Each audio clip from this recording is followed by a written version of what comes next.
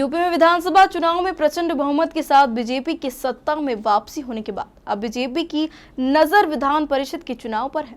उसी को लेकर पीलीभीत शाहजहांपुर स्थानीय निकाय निर्वाचन को लेकर बीजेपी ने एमआईसी चुनाव को लेकर तैयारियां पूरी कर ली है।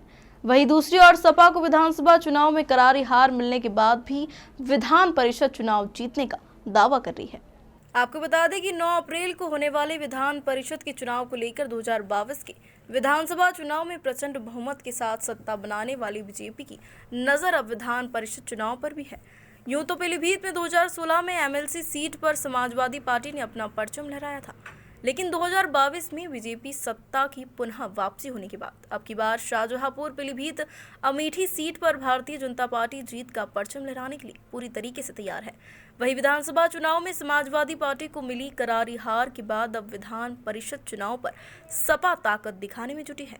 लेकिन यह बात तो तय है कि विधान परिषद का चुनाव सत्ता पक्ष का चुनाव कहा जाता है और ऐसे में समाजवादी पार्टी को कड़ी मुश्किलें झेलनी पड़ेगी और पूरी तरीके से विधान परिषद चुनाव में भी पीलीभीत शाहजहांपुर सीट भारतीय जनता पार्टी के खाते में जाएगी। इसमें 9 केंद्रों पे एमएलसी चुनाव के लिए मतदान की प्रक्रिया होगी। इसमें सभी पोलिंग पार्टियां तैयार हो गई हैं। उनका अंतिम रैंडमाइजेशन होते हुए कल पोलिंग पार्टियों की रवानगी होगी।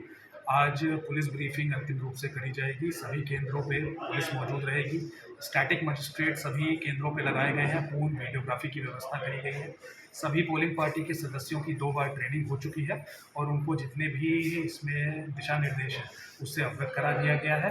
पोलिंग के बाद सभी पोलिंग पार्टियों के द्वारा जो मतदान के बक्से हैं उनको एकत्रित करते हुए यहाँ से शाहजहांपुर पूरे पुलिस एस्कॉर्ट के साथ उनको सुरक्षित रूप में रवाना करा जाएगा। सभी मजिस्ट्रेट्स को उनकी ड्यूटियां समझा दी गई हैं और पुलिस की व्यवस्था भी कर दी गई है और ये शांतिपूर्ण तरीके से हम लोग इसको संभालेंगे।